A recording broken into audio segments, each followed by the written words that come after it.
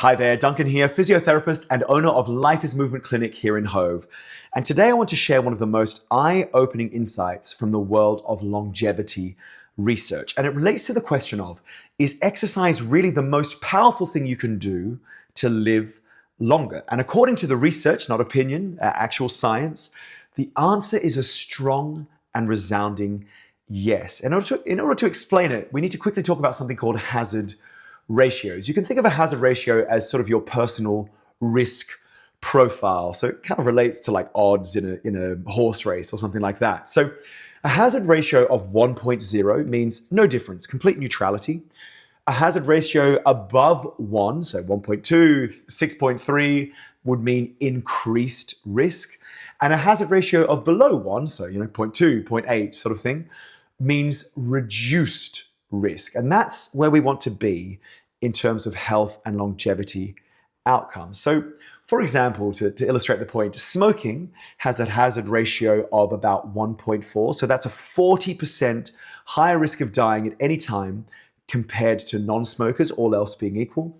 Something like hypertension or high blood pressure sits at around 1.2, so a 20% higher risk. Something like type 2 diabetes sits around 1.3, a 30% increase in risk. So I think you're getting the idea here. Now let's flip the coin to the other side of the hazard ratio, to something sort of more positive. A high quality Mediterranean diet, which by far is the most studied healthy dietary pattern, has been shown to have a hazard ratio of about 0.77, which means a 23% lower risk of death compared to people on a typical Western diet. But here's where it gets seriously interesting. If you're in the top 2% for cardiorespiratory fitness for your age compared to someone in the bottom 25%, your hazard ratio drops to 0.2.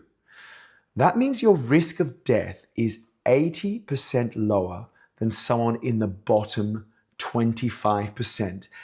That's not just impressive. It indicates that cardiovascular fitness is more impactful than reversing diabetes or high blood pressure in terms of long-term health outcomes. And even better, you don't need to reach sort of Olympian levels of fitness to get really big benefits in this regard. So just going from low fitness to above average, say you go from the bottom 25% to the sort of 50th to 75th percentile, this can reduce your risk by 64%, so a hazard ratio of 0.36. Now, it's not just about cardio. Muscle mass and strength also show equally strong, excuse the pun, equally strong links to a longer life.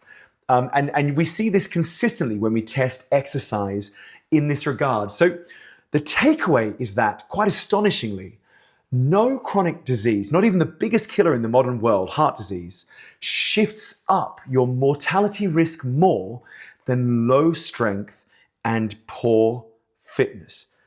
But here's the good news. It's never too late to start. And that's exactly what we do here at Life is Movement. We help you build resilience, confidence, and fitness and strength that lasts. Because life is movement, and the more you move, the longer and better you'll live, and now the research proves it. Life is movement. Give us a call if you're looking for a consultation.